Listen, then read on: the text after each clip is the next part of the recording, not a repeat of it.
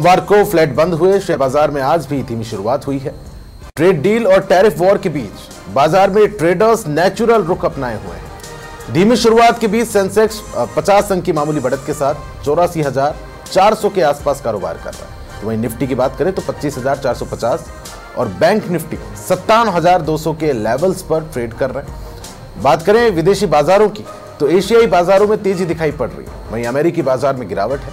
हमारे साथ market expert Rajesh सोढ़ानी जुड़ चुके हैं, उनसे जानेंगे आज के मार्केट का कैसा हाल है। राजेश जी, सबसे पहले तो स्वागत है आप। नमस्कार प्रताप जी। राजेश जी, आज भी शेयर बाजार में ज्यादा हलचल नहीं दिखाई पड़ रही है, निफ्टी फिर से एक दायरे में फंसा हुआ नजर आ रहा है। ऐसे में आपसे जानना चाहेंगे कि बाजार बार बार एक ही रेंज में क्यों अटक रहा है और आज के लिए कौन से लेवल सबसे ज्यादा जरूरी रहेंगे? के पीछे दो रीजन है। एक तो बाजार पूरा पेशेंसली वेट कर रहा है जो भी टैरिफ पॉलिसी या जो इंडिया और यूएस की ट्रेड पॉलिसी होगी उसके आउटकम का। कल आने की उम्मीद थी, कल भी नहीं आई है, अब आज सुबह शाम में आने की उम्मीद है। दूसरा जो अभी वीकेंड्स पे जो जैन कंपनी के खिलाफ में जो फॉरेंस की कंपनी मार्केट में काफी ज्यादा अप्स एंड डाउन कर रही थी, जो स्कैम का भंडाफोड़ हुआ, तो उससे भी बड़े प्लेयर्स कुछ घबराए हुए हैं। स्कैम वॉल्यूम का उस पर इम्पैक्ट आना ही लाजमी था, तो उसका भी वॉल्यूम पे इम्पैक्ट है। इसी कारण बाजार एक बेसिक दायरे में घूम रहा है और मार्केट में जब तक कोई भी ये क्लियर कट इंडिया और अमेरिका की डील की पॉलिसी का अनाउंसमेंट नहीं होगा एक दो दिन तक, तो मार्केट ऐसा ही रहने की उम्मीद है, बहुत नैरो रेंज में रहने की उम्मीद। अच्छा राजेश जी, अगर बात करें सेक्टरल मूवमेंट की तो फार्मा सेक्टर में आज जोरदार गिरावट देखने को मिली, जबकि बाकी सेक्टर्स में भी सुस्ती छाई हुई है। सिर्फ टेक्सटाइल और प्राइवेट बैंकिंग शेयर्स में थोड़ी बहुत हलचल नजर आ रही है। टेक्सटाइल के पीछे रीजन है, कल ब्रिक्स कंट्री के ऊपर जो टैरिफ लगा है उससे भारत को अछूता रख के भारत की टेक्सटाइल कंपनी में फायदा होगा। बाकी प्राइवेट बैंक में खाली कोटक बैंक के अंदर मूवमेंट है, तो ये तो मार्केट का ट्रेंड है। कभी आज एक दिन एक सेक्टर चलाएंगे, दूसरे दिन दूसरा सेक्टर चलाएंगे। ये लॉन्ग टर्म अपना जो अगर बात करते हैं लॉन्ग टर्म, तो रियल इस्टेट और कंजम्पशन और मीडिया सेक्टर, तीन ही सेक्टर लॉन्ग टर्म अच्छे लगते हैं। बाकी ये तो अप्स एंड डाउन, कभी किस सेक्टर में कभी किस सेक्टर में बना रहेगा, तेजी बनती रहेगी, इसके पीछे कोई ठोस रीजन नहीं होता है। तो आज की तारीख में आज टेक्सटाइल के अंदर अच्छा मूवमेंट है और टेक्सटाइल में हम लोग भी जीएससीएल टेक्सटाइल के अंदर बाइंग कर रहे हैं। स्टैंडर्ड डिस्क्लेमर, मेरा मेरी फैमिली का जीएससीएल टेक्सटाइल में इन्वेस्टमेंट है। अच्छा राजेश जी, महत्वपूर्ण सवाल है, क्या वित्त मंत्री निर्मला सीतारमण जो हैं उनकी मार्केट डिवर्सिफिकेशन, इंफ्रास्ट्रक्चर निवेश और नीति सुधारों पर आधारित रणनीति वैश्विक व्यापार प्रतिबिंबों का प्रभावी जवाब है? और क्या ये भारत को आत्मनिर्भर और निर्यात केंद्रित अर्थव्यवस्था बनाने की दिशा में ले जा पाएगी? बहुत अच्छा कदम है और भारत की सरकार, ये मजबूत सरकार अपने आप को, जैसे पीयूष गोयल जी ने पहले स्टेटमेंट दिया था कि हम डेट के हिसाब से, कटआउट के हिसाब से कोई भी हम डील नहीं करेंगे।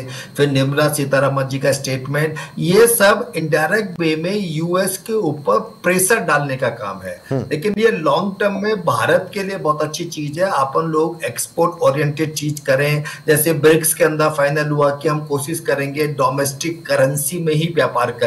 तो इस बात से ट्रम्प साहब बहुत ज्यादा उखड़े हुए हैं और डोमेस्टिक करेंसी में व्यापार करने से भारत को बहुत ज्यादा फायदा होगा। अभी पूरे वर्ल्ड में जो यूएसए के डॉलर के ऊपर डिपेंडेंसी है वो कम होगी, तो मेन रीजन ट्रम्प साहब का इसलिए उखड़ना था। और ये निर्मला सीतारमण जी का कदम बहुत अच्छा है, इससे लॉन्ग रन में, शॉर्ट टर्म में, दोनों में भारत को बहुत फायदा होगा। अच्छा राजेश जी, अमेरिका की ओर से भारत सहित दर्जनों देशों पर टैरिफ लगाने और ब्रिक्स देशों पर अतिरिक्त 10% शुल्क लगाने का फैसला क्या वैश्विक व्यापार युद्ध की शुरुआत है? कैसे भारत की अर्थव्यवस्था और कंपनियों पर असर पड़ेगा?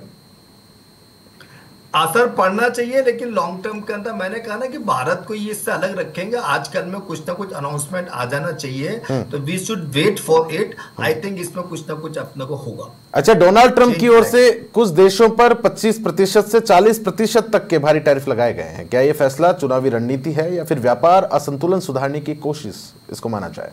कुछ ही नहीं है। ट्रम्प साहब कब क्या करें उनको खुद को नहीं पता, वो क्या बोलते हैं क्या करते हैं। तो लेट्स वेट। आज ये बोलेंगे इतना ट्रम्प लगाया, कल दोबारा वापस ले लेंगे, इसका ये कुछ नहीं। वो खुद ही डिसीजन मेकर नहीं है, उनको खुद को नहीं पता कि उनको क्या करना है, तो उनकी बातों ज्यादा ध्यान देने की जरूरत नहीं है। अच्छा राजेश जी, सेबी की तरफ थोड़ा सा लौटते हैं। सेबी के नए प्रस्ताव के तहत म्यूचुअल फंड कंपनियों को पेंशन फंड्स और ग्लोबल पूल्ड फंड्स जैसी सेवाएं देने की छूट मिलने जा रही है। क्या ये कदम भारतीय फाइनेंशियल सिस्टम को एक नया विस्तार और लचीलापन देगा, या फिर इससे निवेशकों के हितों और पारदर्शिता पर समझौता होने का खतरा है?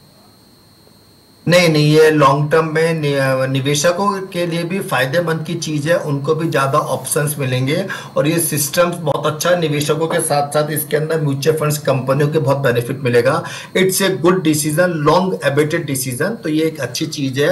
और भी मेरे हिसाब से म्यूचुअल फंड्स कंपनी को, पेंशन फंड्स को और भी चीजें मिलेंगी और भी छूट मिलेंगी। और बैंकों को म्यूचुअल फंड बेचने के लिए रोकना भी जरूरी है, इंश्योरेंस बेचने के लिए, क्योंकि सबसे ज्यादा मिस सेलिंग सिर्फ बैंक्स करते हैं। इंश्योरेंस प्रोडक्ट बेच देते हैं अपने बैंक से कस्टमर्स को म्यूचुअल फंड्स बता के या एफडी बता के। तो बैंकों के ऊपर भी सख्त कानून आना चाहिए, जिसकी म्यूचुअल फंड इंडस्ट्री काफी समय पर डिमांड कर रही है। अच्छा राजेश जी, मैं चाहूंगा आप इसी मुद्दे पर थोड़ा और हमारे दर्शकों के लिए प्रकाश डालें, इसको थोड़ा सा विस्तार पूर्वक समझाएं।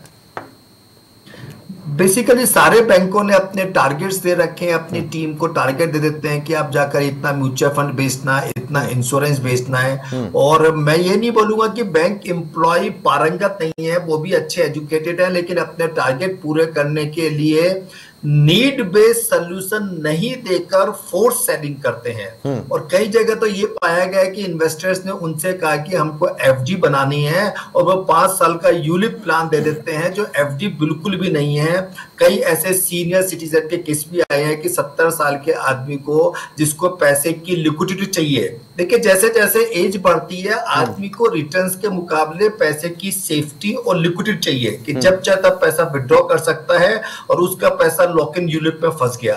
तो ये बाजार की डिमांड है। जैसे मैं भी सेबी रजिस्टर्ड रिसर्च एनालिस्ट हूं, हम लोग भी देखते हैं कि इंश्योरेंस और म्यूचुअल फंड बेचने के लिए एग्जाम को जो बहुत इजी है, इसको टफ करना चाहिए।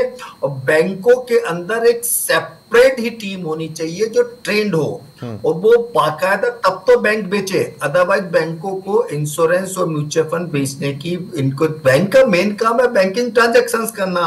वो बैंक के प्रॉफिट को बढ़ाने के लिए अननेसेसरी प्रोडक्ट क्यों बेच रहे हैं?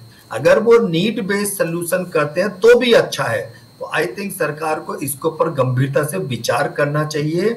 और 90% मिस सेलिंग जो होती है वो बैंक के एम्प्लॉइज के द्वारा होती है। मैं माफी चाहता हूं, लेकिन ये कटु सत्य है। कोई बैंक एम्प्लॉय मेरी बात को अदरवाइज नहीं ले, लेकिन ये कटु सत्य है हमारे। अच्छा, जिस तरह के सोडानी जी इस वक्त हालात बने हुए हैं, सोने और चांदी में निवेश कितना सुरक्षित है? चांदी लॉन्ग टर्म बहुत अच्छी लगती है। आपके चैनल के माध्यम से 75,000 80,000 के भाव से चांदी सबको दिलवा रहे हैं। चांदी मेरे हिसाब से 125 130 का भाव बन जाना चाहिए, और सोना 92 93 के भाव पे लेने लायक बनता है, 1,05,000 1,08,000 के भाव के लिए। दोनों चीजों में निवेश अच्छा है। देखिए, वर्ल्ड की जो सबसे बड़ी राजनीति या जियो पॉलिटिक्स है, उसका आधार हो जाएगा रेयर मिनरल्स। जो मिनरल्स जो सिर्फ जिसके ऊपर चाइना का कब्जा है, मैं इस चैनल पे 3-4 बार बोल चुका हूं, रेयर अर्थ मिनरल्स अगली जियो पॉलिटिक्स को डिसाइड करेंगे। आज अमेरिका चाइना के सामने क्यों सरेंडर हुआ? क्योंकि अमेरिका के डिफेंस में 8 to 10% चाइना के रेयर मिनरल्स का योगदान है, रेयर, जिसकी वजह से, जिसके बिना अमेरिका का डिफेंस सिस्टम बेकार हो सकता है। तो भारत के जो भी मोदी जी की यात्रा थी, ये भी रेयर अर्थ मिनरल्स के लिए थी। भारत को रेयर अर्थ मिनरल्स में डिपेंडेंसी होना पड़ेगा, चाइना से बाहर निकलना पड़ेगा। भारत के पास अमेरिका को ब्लैकमेल करने के लिए या प्रेशराइज करने के लिए एक्सेप्ट कंज्यूमर कुछ भी नहीं है। आप और हमारा जो कंज्यूमर बेस है वही है हमारे पास में। तो रेयर अर्थ मिनरल्स नेक्स्ट अपना जो है सबसे बड़ा की फैक्टर होगा अगले 5 साल की जियो पॉलिटिक्स का, मेरा ऐसा मानना है। सोडानी जी, इसी तरह सोना चांदी में भी रहेगी तेजी, और रेयर मिनरल से भी अच्छा रहेगा। अच्छा, आज का आखिरी और महत्वपूर्ण सवाल, ऐसे माहौल में हमारे निवेशकों के लिए आज का खास निवेश आइडिया क्या हो सकता है? क्या कुछ ऐसे स्टॉक्स हैं जो इस रेंज बाउंड बाजार में भी अच्छा प्रदर्शन कर सकते हैं? वेट एंड वॉच, उसके साथ में टेक्सटाइल शेयर्स में जो उनको अच्छा लगता है ले सकते हैं। टेक्सटाइल में जैसे मैंने कहा कि हमको शॉर्ट टर्म, मिड टर्म और पोजिशनल लॉन्ग टर्म जीएससी या टेक्सटाइल अच्छा लगता है। Again as per SEBI disclaimer, मेरी फैमिली का इसमें निवेश है। बहुत शुक्रिया राजेश जी, आप हमारे साथ जुड़े और बाजार की जो ताज़ा हालात हैं उसको लेकर जानकारी आपके द्वारा साझा